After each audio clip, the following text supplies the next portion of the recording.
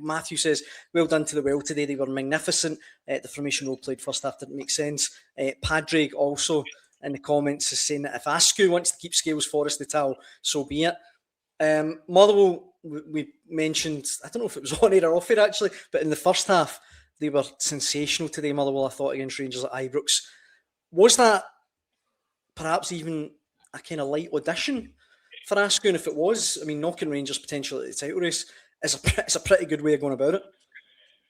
Well, he has spent a lot of time at Celtic Park this season. I seem to bump into him at Parkhead every other week when I'm working. He was there again. I think he was there again yesterday.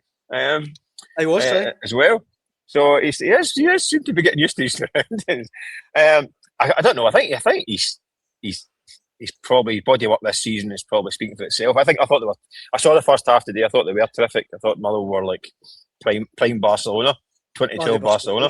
At one point, I mean, listen, it's heart and mouth stuff. I mean, at one particular move, they passed the ball for their own 6-yard box, and you are thinking, we're not used to seeing it in Scotland. Aye. And it is sometimes by the kind of skin of their teeth, but when it works, it's spectacular. So yeah, he's a brilliant season. I still think he's a kind of manager who could come into a team like a club like Celtic if there was the structure around him. I just think the structure at Celtic right now it needs so much work that it's for a rookie manager to walk into that situation where the recruitment department needs revamped. There's question marks about the chairman, say director of football role and all that stuff, and every facet of the club, every facet.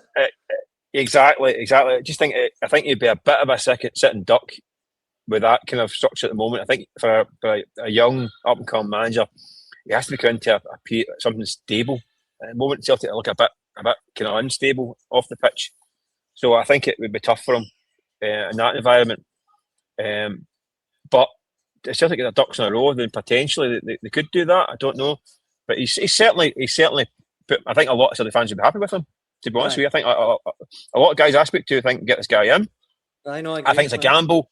I think it's a gamble just because of what I said about the structure and other aspects like how would they cope being in the thick of a title race? How would they cope with European qualifiers and potentially Champions League games or European games? These are things we don't know. These are unknowns. So I always think you should try and mitigate or minimise the unknowns when it comes to these kind of appointments. You're always gambling. Every manager's a gamble. You could go and appoint a guy with a glittering CV and he completely tanks. We've seen it before. And we've seen guys come into Glasgow who have got good CVs and they've lost their marbles. So there's no guarantees either. I just think you want to minimise the risk when it comes to an appointment. But it might be that Askou is the low risk appointment because he has got this impressive way of playing behind him this year. I just think after one season at Motherwell, impressive as it is, I think it would be a risk. But I think it's a very fair every manager's a risk.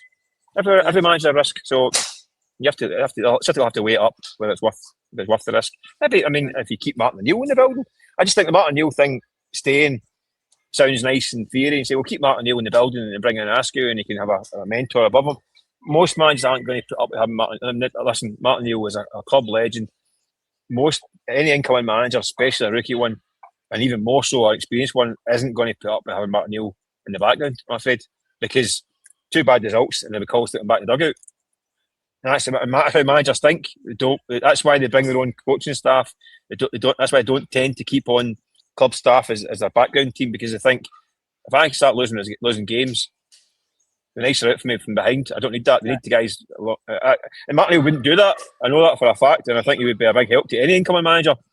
But it's just the way they think. It's just the way managers think. They don't want that presence because they know that 2 bad results and there'll be calls to bring them back into the dugout and you're up against it. So I don't know. I think in theory it sounds like a good idea how Martin O'Neill to kind of be the kind of help with transition and be a kind of mentor figure for a rookie boss. But in reality, it's another risk.